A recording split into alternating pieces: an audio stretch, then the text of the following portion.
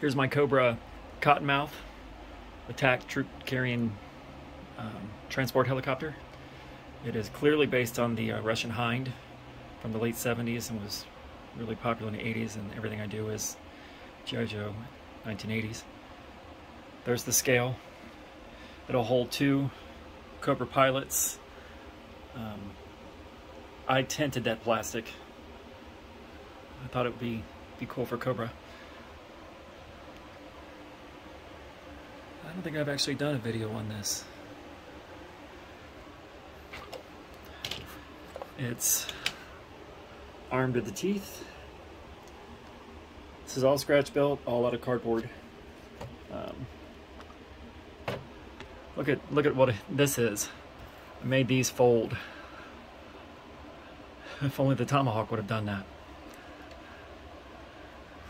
It does have room for troops inside. I've done no interior, but this is one of my favorite pieces. This was the first really rounded out project I did. Again, that's cardboard. All cardboard. That would be a serious problem to the Joes.